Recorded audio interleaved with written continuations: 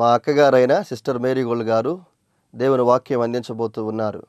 వీరు 3 సంవత్సరాల ఉపవాసం ఉండి ప్రార్థన చేయడం ద్వారా పరిశుద్ధాత్మతో నింపబడిన వారై ఆత్మ సంబంధమైన వరములు కలిగి ప్రభువుతో మాట్లాడుతూ దర్శనాల ద్వారా కళల ద్వారా ప్రభు సన్నిధిలో గడుపుతూ అనేక మందిని ఆత్మీయంగా సిద్ధపరుస్తూ బలపరుస్తూ ఉన్నారు. వీరు ప్రార్థన చేసి దర్శనాలను కలభావాలను తెలుసుకొని అనేక మందికి తెలియచెప్పి అనేక మంది పట్ల దేవుని యొక్క చిత్తం ఏ విధంగా ఉందో ప్రార్థన ద్వారా వారు తెలుసుకొని అనేక మందితో పంచుకుంటూ అనేక మందిని బలపరుస్తూ దేవుని సన్నిధిలో బహుబలంగా వాడబడుతున్న దైవజనులు. వీరి వాక్యాన్ని ఇప్పుడు విందాం. 2వ రాజుల గ్రంథం 5వ అధ్యాయంలో రాయబడుతుంది. మొదటి వచనం చూద్దాం. నయమాను అని ఒకడు ఉండెను, అతని చేత యెహోవాయే సిరియా దేశమునకు జయము కలుగజేసి ఉండెను గనుక అతడు తన యజమానుని దృష్టికి ఘనుడై దయ పొందిన వాడయ్యను. అతడు మహాపరాక్రమశాలి అయి ఉండెను, కానీ అతడు కుష్ఠరోగి. ఆ కుష్ఠరోగం కూడా ఎందుకు వచ్చింది? ఎందుకుంది కుష్ఠరోగం? దేవుని గురించి తెలుసుకోవడానికి. నయమానుకి ముందు నుంచే అసలు మంచి దేవుడు ఎవరు ఆయన్ని ఎలా కనుగొనాలి, ఆయన దగ్గరికి ఎలా వెళ్ళాలని ఆలోచన ఉంది.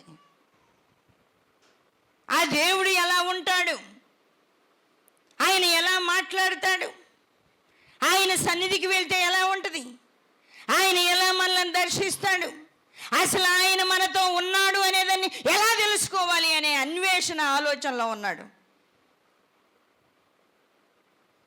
ఆ ఆలోచనతోనే అతనికి కుష్ఠరోగం ఉంది పాపం. ఆ కుష్ఠరోగమే లేకపోతే దేవుని తెలుసుకోవడం సాధ్యమయ్యేది కాదు. చాలామందికి కొన్ని నష్టాలు కలిగినప్పుడు ఇది ఎందుకు వచ్చిందని అడుగుతారు. దానివల్ల ఏం జరుగుతుందో, అసలు నువ్వు భక్తిలో బాగున్నావో లేదో, నీ భక్తిని సరిచేయడానికి అది వచ్చిందేమో ఆలోచించావా? నీ భక్తిని సరిచేసి నీ భక్తిలో నిన్ను నిలబెట్టడానికి ఒక అనారోగ్యం వచ్చినా, ఒక ఆర్థిక ఇబ్బంది వచ్చినా, ఒక శోధన వచ్చినా, ఒక బాధ వచ్చినా, దేవుని మీద నువ్వు మంచి ఆశ కలిగి ఆలోచన కలిగి ఆనుకొని ఉంటే ఆ దేవుడు ఎవరు అనేది ఆయన నీకు రుజువు చేసుకుంటాడు. ఆ దేవుడు ఎలా ఉంటాడు, ఎవరో ఏంటి అనేది నీకు రుజువు చేస్తాడు. నయమాను కుష్ఠరోగం కలిగి ఉన్నాడు. యెహోవాయే అతని చేత సిరియా దేశమునకు విజయం కలుగజేసినందుకంటే రాజుకి ఇష్టమయ్యాడంట. అతను రాజుకి ఇష్టమయ్యాడు, రాజు దృష్టికి ఘనత పొందినవాడయ్యాడు. రాజు దృష్టికి ఘనత పొందినవాడైనందున అతడు రాజు దగ్గర సైన్యాధిపతిగా చక్కగా తన విధులు నిర్వర్తిస్తూ ఉంటే దేవుడు ఆ పనంతా ఎట నడిపించాడో చూడండి. ఆయన మీద ఆశ కలిగి ఉంటే, ఆసక్తి కలిగి ఉంటే నువ్వు ఊహించినట్టు ఉండదు. ఆయన అనుకున్నది జరిగించింది నీకు జరుగుద్ది, నెరవేరుతుంది. ఆయన జరిగించేది నీకు నెరవేరుతుంది. ఆ నయమాను కుష్ఠరోగంతో ఉన్నప్పుడు ఆ ఇజ్రాయేల్ దేశం నుండి చిన్నదాన్ని పట్టకపోవడం అనేది దేవుడిచ్చిన పర్మిషన్. అది దేవుడిచ్చిన పర్మిషన్. ఆ చిన్నది పోయి చెప్పింది, నా యజమానుడు మా దేశానికి పోతే బాగవుతాడు. వివరాలు చెప్పలే. మా దేశంలో ఎలీషా అనే ప్రవక్త ఉన్నాడయ్యా, అమ్మగారు ఆ ప్రవక్త దగ్గరకు పోతే ఆ ప్రవక్త ఎలాంటి జబ్బు అయినా బాగు చేస్తాడు అని చెప్పలే. మా దేశానికి పోతే మా దేశంలో బాగైపోతాడు నా యజమానుడు, ఆ దేశంలో బాగైపోతాడని చెప్పగానే భార్య ఏం చేసింది? ఇదిగో ఇజ్రాయేల్ దేశానికి పోతే నువ్వు బాగైపోతావంటాను. కానీ అప్పుడు రాజుకు ఉత్తరం రాసి పంపించాడు. ఏమని? ఇదిగో నేను కుష్ఠరోగిని, నా రోగమును బాగు చేయించుకోవడానికి నీ దగ్గరికి వస్తున్నానని రాజుకు పంపించాడు. చూడండి, మనం ఆలోచన చేయాలి, వివరాలన్నీ తీసుకోవాలి. కానీ ఆ దేవుణ్ణి వెతకడానికి, కనుగొనడానికి నయమానుకు వచ్చిన అవకాశాన్ని దేవుడు వినియోగించుకునేటట్టు చేశాడు. రాజుకు వర్తమానము పంపగానే రాజు అనుకున్నాడు, నేనే బాగు చేసేది.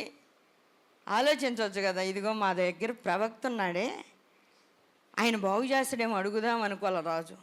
నేనా నీ కుష్ఠరోగాన్ని బాగు చేసేది? నేనేమన్నా దేవుణ్ణా? యాకోబు నుంచి రాహేలంట నాకు గర్భఫలాన్ని అన్నదంట. అంటేను నేనేమన్నా దేవుణ్ణా? నీకు పిల్లల్ని ఇయటానికి ఇవ్వకపోవడానికి నా కాడేముంది? అసలు ఇవ్వాల్సింది ఆయన, కానీ నా దగ్గర ఏముంది? నేనేం చేయగలను? ఆయన చేతిలో ఉంది. నీకు పిల్లలు కావాలంటే ఆయన అడుక్కోవడమే. నన్ను కాదు అడగాల్సింది, నా మీద కాదు అలగాల్సింది, నా మీద కాదు నిష్ఠూరం పడాల్సింది, నన్ను కాదు తిట్టుకోవాల్సింది. పిల్లలు కావాలంటే దేవుణ్ణి అడుక్కోవాలి.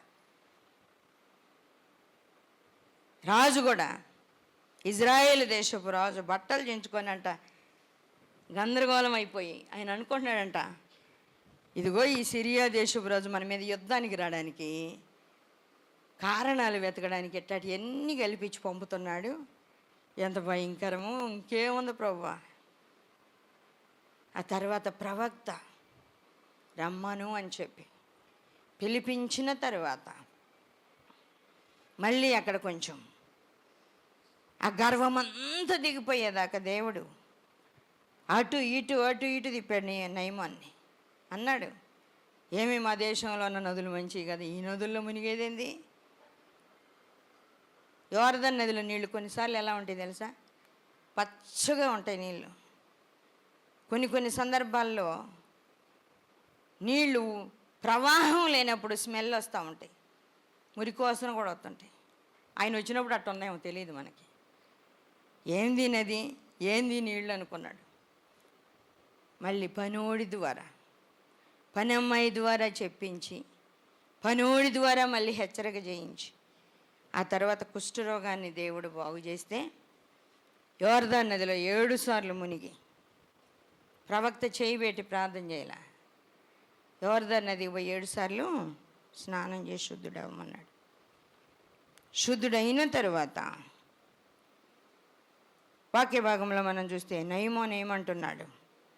15వ వచనం, అప్పుడు అతడు తన పనివారముతో కూడా దైవజనుని దగ్గరకు తిరిగి వచ్చి అతని ముందర నిలిచి, చిత్తగించుము, ఇశ్రాయేలీలోనున్న దేవుడు తప్ప లోకమందంతటా మరి ఒక దేవుడు లేడని నేను ఎరుగుదును. ఇప్పుడు నీవు నీ దాసుడనైన నా యొద్ద బహుమానము తీసుకొనవలసినదని అతనితో చెప్పగా, ఎలీషా, ఎవని సన్నిధిని నేను నిలవబడి ఉన్నాను. 17వ వచనం చూద్దాం. అప్పుడు యెహోవాకు తప్ప దహన బలినైనను మరి ఏ బలినైనను ఇతరమైన దేవతలకు నేను ఇకను అర్పింపను. 2 కంచరగాడిదల మోయిపాటి మన్ను నీ దాసుడునైన నాకు పెంచకూడదా? చూడండి, నేను ఎవరినైతే వెతుకుతున్నానో, ఏ దేవుణ్ణైతే కనుగొనాలనుకున్నాను, ఆయన ఇప్పుడు నాకు దొరికాడు. ఏ దేవుణ్ణైతే వెతుకుతున్నానో ఆయన దొరికాడు నాకు. ఏ దేవుడైతే స్వస్థపరచగలడో ఆ దేవుడు నాకు దొరికాడు. ఏ దేవుడైతే నాతో మాట్లాడాలనుకున్నానో ఆ దేవుడు నాకు దొరికాడు. ఇంకా నాకు అవసరంలా, నేను ఈ దేవుణ్ణే ఆరాధిస్తా. యోసేపు ఐగుప్తు దేశంలో ఉన్నప్పుడు ఫరో రాజుకు కూడా ఈ దేవుడు అంటేనే ఇష్టం అయిపోయాడు. ఇశ్రాయేలీలు బబులోనుకు వెళ్ళినప్పుడు నెబుకద్నెజర్ రాజుకు కానీ దర్యావేషుకు కానీ వీళ్ళందరికీ కూడా ఈ దేవుడు అంటేనే ఇష్టం. కోరేషు రాజుకు కూడా ఈ దేవుడు అంటేనే ఇష్టం. కోరేషు అంటున్నాడు, ఆకాశం అందున్న దేవుడు ఆయనకు మందిరాన్ని కట్టమని నాకు ఆజ్ఞాపించాడు, కాబట్టి నేను మందిరాన్ని కట్టించాలి. ఆయన నాకు ఆజ్ఞాపించాడు, ఆయన మందిరాన్ని నేను కట్టించాలి. తనకు మందిరాన్ని కట్టించమని నాకు చెప్పాడు, నేను ఆ మందిరాన్ని కట్టించి తీరాలి. ఆసక్తి కలిగి ఉన్న వాళ్ళు ఎక్కడ ఉన్నా ఆయన వెతికి పట్టుకుంటాడు. మనం అనుకోవచ్చు, ఈ ప్రాంతంలో, ఈ అడవి ప్రాంతంలో, అడవుల్లో ఏయో 4 గృహాలు కలిగిన ఈ స్థలంలో నేను దేవుని యందు భయభక్తులు కలిగి ఉంటే దేవుడు నన్ను గమనిస్తాడా అని ఆలోచన ఉండొచ్చు. కానీ దేవుడు అంటున్నాడు, నువ్వు ఎక్కడున్నా నేను నిన్ను గమనిస్తున్నాను. నువ్వు ఎక్కడున్నా నేను గమనిస్తున్నాను. క్రొత్త నిబంధనలోనికి వచ్చినప్పుడు కూడా, క్రొత్త నిబంధనలో కూడా మనం వాక్యంలో వింటాము. కనాను దేశంలోనికి వచ్చినప్పుడు కనానీయులందరినీ జయించి ఆ ప్రాంతం మీరు నివసించడానికి మీకు నేను ఇచ్చానని దేవుడు చెప్తే, కనానీయులు కొంతమంది అడ్డం తిరిగారంట. మేము బాగుమంటే బాము, ఈ ప్రాంతాన్ని విడిచిపెట్టి పోము, ఏం చేసుకుంటారో చేసుకోండి అన్నారంట వాళ్ళతోటి. సరేలే అని ఉండనిచ్చారు వాళ్ళని. సరేలే అని ఉండండి అని ఉండనిచ్చారు. ఉండనిచ్చినప్పుడు ఆ కనాను స్త్రీ ఒకటి వచ్చి, అయ్యా నా కుమార్తెను బాగు చెయ్యి అని అడిగింది యేసయ్య. అయ్యా నా కుమార్తెను బాగు చెయ్యి, నా కుమార్తె బహువేదన పడుతూ ఉంది. మత్తయి సువార్త 15వ అధ్యాయంలో ఉంది చూడండి. నా కుమార్తె బహువేదనలో ఉంది. 21వ వచనం నుండి చూద్దాం. యేసు అక్కడి నుండి బయలుదేరి తూరు సీదోనుల ప్రాంతములకు వెళ్ళగా, ఇదిగో ఆ ప్రాంతములందు ఉండి ఆ ప్రాంతముల నుండి కనాను స్త్రీ ఒకటి వచ్చి, ప్రభువా దావీదు కుమారుడా నన్ను కరుణింపము, నా కుమార్తె దయ్యం పట్టి బహు బాధపడుచున్నదని కేకలు వేసిందంట. ఆ ప్రాంతముల నుండి ఒక ఆమె వచ్చి తూరు సీదోనుల ప్రాంతాలకు వెళ్ళినప్పుడు ఆ ప్రాంతంలో నుండి ఒక స్త్రీ వచ్చి, నా కుమార్తె దయ్యము పట్టి బహు బాధపడుచున్నది. అంటే ఆమె ప్రయత్నం చేయలేదా? అంతరాలు కట్టించలేదా? ఎక్కడికెక్కడికో తీసుకోపోలేదా? మాంత్రికుల దగ్గరికి వెళ్ళలేదా? వెళ్ళింది. బాగు చేసేవాళ్ళు కనబడ్డవలా, బాగోవలా. కొన్ని దురాత్మలు పోయినట్టు కనబడతాయి కానీ పోవయి.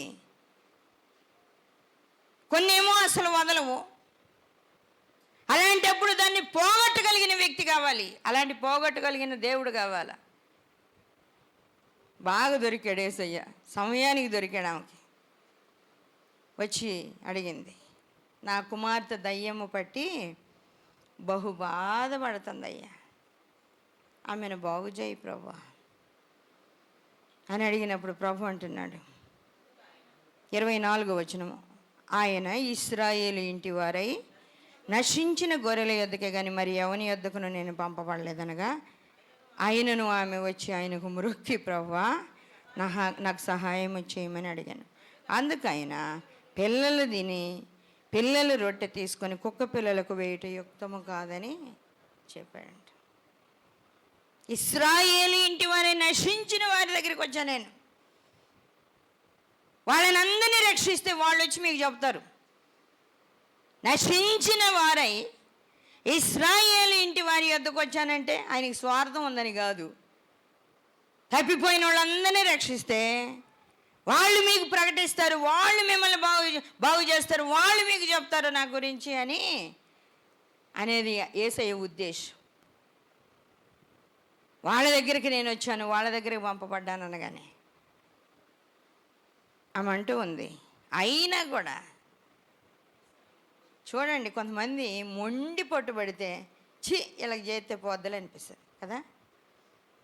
చేసేస్తే అయిపోద్ది, పేడ వదిలిపోయింది, మళ్ళీ మళ్ళీ మళ్ళీ రాకుండా. అబ్బో ఈ బాధ ఆడ భరించగలం అనిపిస్తుంది. అందుకే కదా యేసయ్య కూడా ఒక ఉపమానం చెప్పాడు. ఏమని? అన్యాయస్తుడైన ఒక న్యాయాధిపతి దగ్గరికి ఒక విధవరాలు వచ్చి రోజు వచ్చి నాకు న్యాయం చేయి, నాకు న్యాయం చేయి. అబ్బా అన్నం తింటుంటే వచ్చి ఎదురుగా నిలబడుతుందంట. పడుకుందాం, ఇంకా అలసట వచ్చింది, అలిసిపోయాను, పడుకుందాం అనుకోగానే ఎదురుగా కనపడుతుందంట. సరే నా పని మీద నేను వెళ్ళాలని గబగబ రెడీ అయ్యి బయటికి రాగానే ఎదురుగా నిలబడుతుందంట. ఏంది అది? అసలు ఏం రాకుండా ఉండాలంటే న్యాయం చేస్తే పోద్ది. ఏమన్నా లంచం ఇయ్యగలదా? ఇయ్యదు. అలాగని నేను గమ్మునుంటే రోజు వచ్చి ఇసుకిస్తుంది. అందుకని ఏం చేయాలా? న్యాయం చేస్తే పోద్ది. ఆమె అసలు వదిలిందా?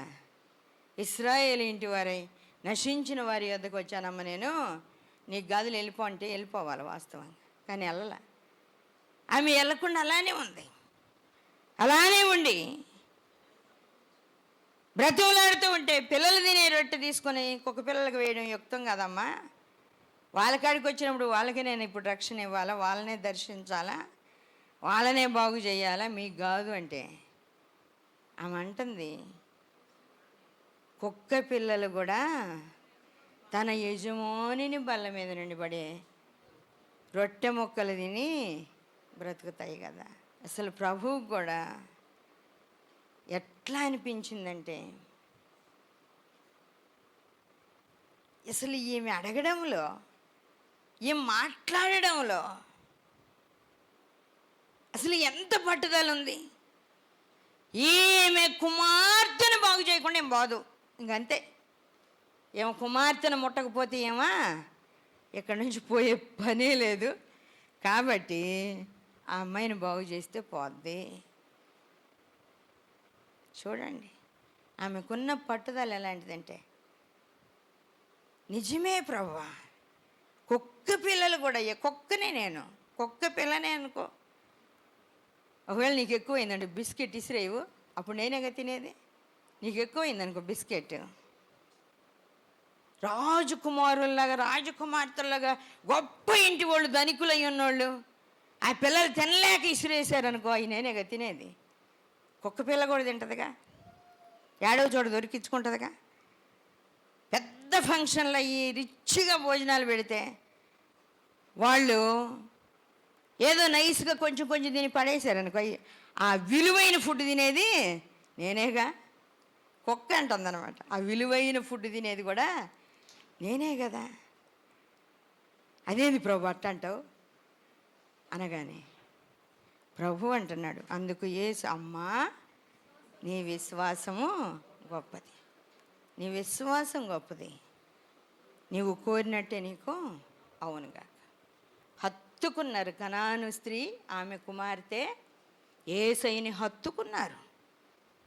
యేసయ్యని హత్తుకున్నారు, వాళ్ళు విడిచిపెట్టలే. ఇంకా సమరయ స్త్రీ దగ్గరికి వచ్చాడు యేసయ్య. ఆమెకు ఉంది ఆసక్తి, ఆసక్తి ఉంది, పట్టుదల ఉంది, దేవుని వెతుకుతుంది ఆమె. దొరకలే దేవుడు.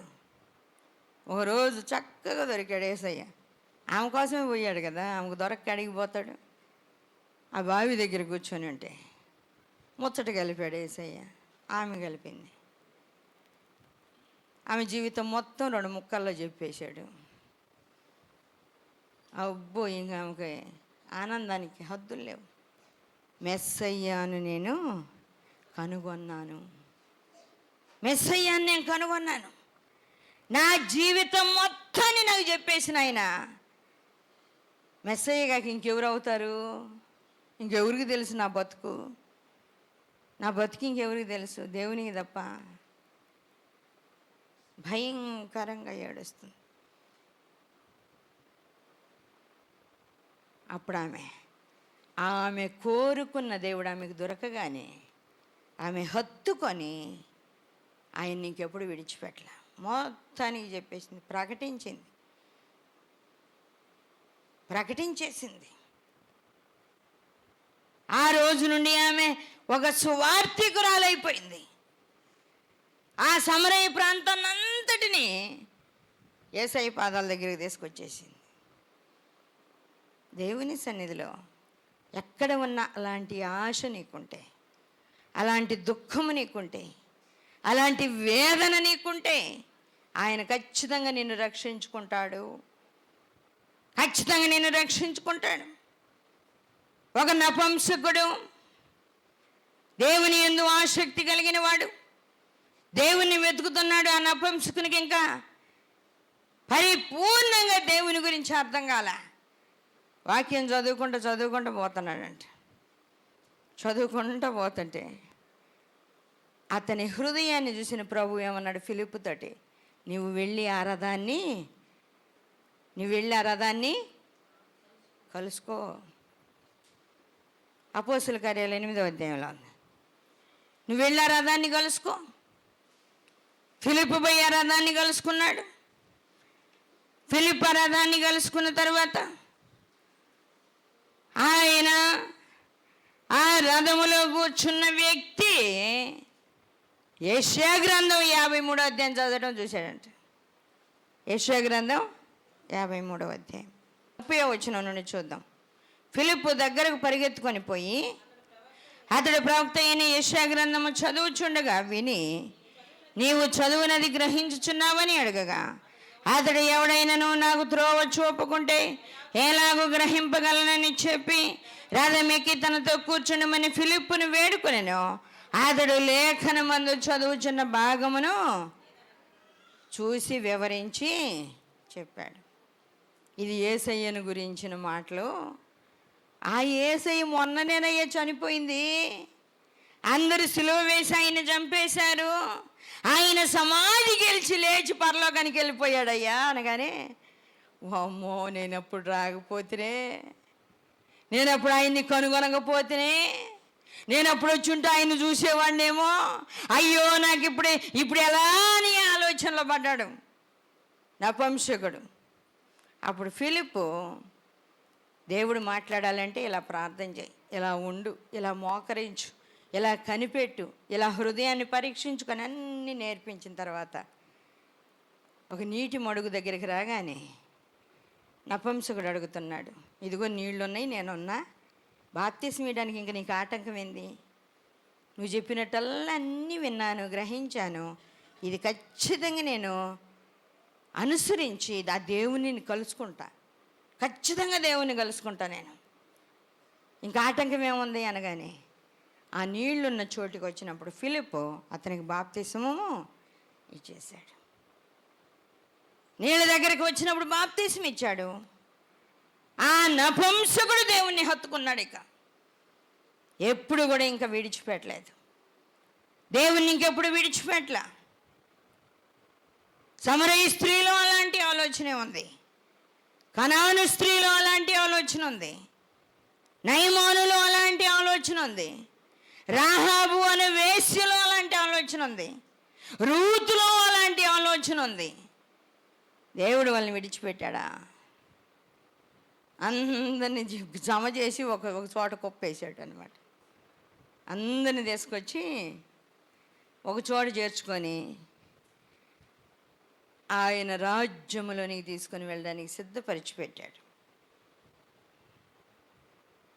ఇంకొక వ్యక్తి ప్రార్థన చేస్తున్నాడు, కొర్నేలి అనే వ్యక్తి. కొర్నేలి అనే వ్యక్తి ప్రార్థన చేస్తున్నాడు.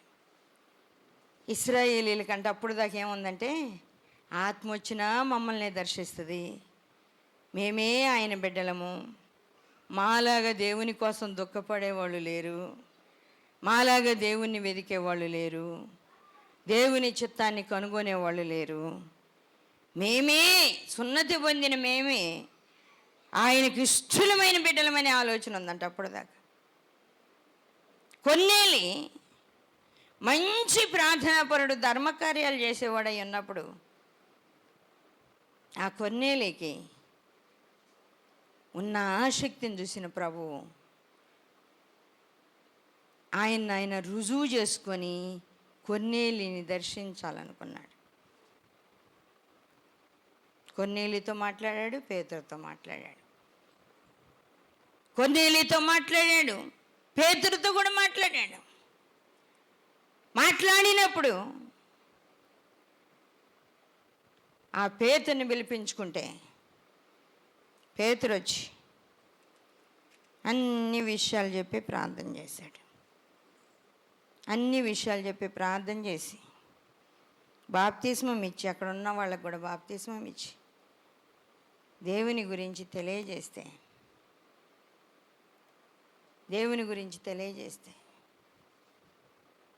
వాళ్ళందరూ దేవుణ్ణి హత్తుకున్నారు.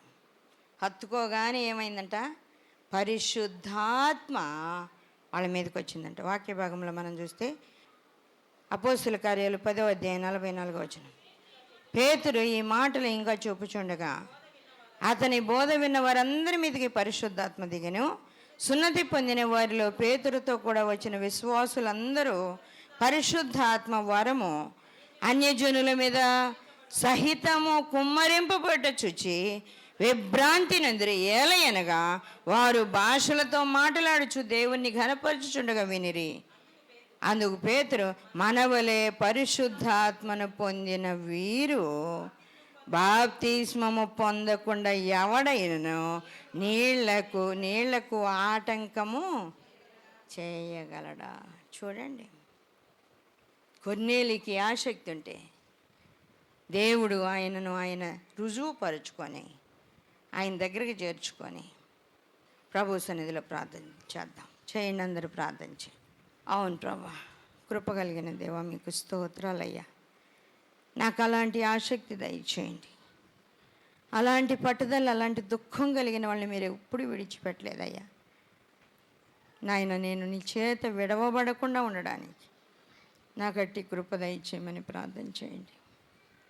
కృప కలిగిన దేవా, సర్వాధికారి అయిన తండ్రి, మహోన్నతుడా, పరిశుద్ధుడా, పరిశుద్ధుడా, పరిశుద్ధుడా, ఉన్నత పరిశుద్ధ స్థలంలో నివసించే దేవా, మీ పరిశుద్ధ పాదాలకు వందనాలు, స్తోత్రాలయ్యా. ఇదిగో నా తండ్రి, వాక్యాన్ని మేము వింటున్నాం. ఆసక్తి కలిగిన వాళ్ళని, పట్టుదల కలిగిన వాళ్ళని మీరు విడిచిపెట్టలేదు ప్రభా. అలాంటి దుఃఖము కలిగిన వాళ్ళని విడిచిపెట్టలేదు. ఇశ్రాయేలీలకు అలాంటి దుఃఖం ఉంది. అలాంటి మనసు దుఃఖము కలిగిన వాళ్ళు ఎక్కడున్నా, ఎవరైనా ఏ దేశంలో ఉన్నా విడిచిపెట్టలేదు ప్రభా. మమ్మల్ని కూడా మీరు విడిచిపెట్టే దేవుడు కాదయ్యా. ఇదిగో మీ బిడ్డలకు అట్టి ఆసక్తి, పట్టుదల దయచేయండి, ప్రేమ దయచేయండి. మీ సన్నిధి అంటే భయము, వణుకు, అట్లాగే ప్రేమ, ఆసక్తి దయచేయండి. మీకు వందనాలు, స్తోత్రాలు ప్రభా. బిడ్డల చుట్టూ మీ కంచె వేయండి, ఈ వాక్యానికి ముద్ర వేయండి. వాక్యం హృదయాల్లో నైనా నాటబడి ఫలించేదిగా ఉంటే కృపనివ్వండి. ప్రతి బిడ్డ ఆలోచన విధానాన్ని మార్చండి, సరిచేయండి. మీ సన్నిధి తోడుగా ఉంచండి ప్రభా. వాక్యం వింటున్న ప్రతి బిడ్డకు మీ కృప దయచేయండి. ఆత్మతో నింపండి, నడిపించండి, బలపరచండి ప్రభా. జయించుకునే శక్తిని దయచేయండి తండ్రి. మీకే వందనాలు, స్తోత్రాలయ్యా. ఇదిగో అనారోగ్యంతో ఉన్న బిడ్డలను ముట్టండి, స్వస్థత, నెమ్మది దయచేయండి. నెమ్మది లేని వారికి నెమ్మదినివ్వండి, ఉద్యోగాలు లేని వారికి ఉద్యోగాలు ఇవ్వండి, దురాత్మల చేత పీడించబడుతున్న వారికి విడుదల దయచేయండి, నెమ్మది దయచేయండి. అనారోగ్యంతో ఉన్న వాళ్ళని ముట్టండి, స్వస్థపరచండి. ఇదిగో ప్రభా, ఆసక్తి కలిగి మీ పాదాలు విడివక పట్టుకొని, మిమ్మల్ని కనుగొని, మిమ్మల్ని పట్టుకొని, మిమ్మల్ని విడిచిపెట్టకుండా ఉండగలిగేటట్లుగా అట్టి పట్టుదల, అట్టి ప్రార్థన, అట్టి దిగులు, వేదన మీరే అనుగ్రహించి మీ బిడ్డలందరినీ ఆశీర్వదించమని యేసయ్య పరిశుద్ధ నామములో అడుగుచున్నాము తండ్రి, ఆమేన్. మరిన్ని వివరముల కొరకు మమ్మలను సంప్రదించవలసిన చిరునామా Marigold Foundation, Holy Spirit Church, Vishwanathapuram, Podili, Prakasam జిల్లా, పిన్ కోడ్ 523240. మా ఫోన్ నెంబర్స్ 8500084841, మరి ఒక ఫోన్ నెంబర్ 8500084844.